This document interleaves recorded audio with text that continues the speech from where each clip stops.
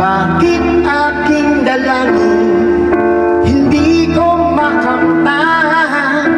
Humiling sa larawan, humiling ako sa kahoy. Akala ko ako'y mapakinggan. Ngayon ko naisip na nagkamali ako, dahil nabasa ko dito sa Biblia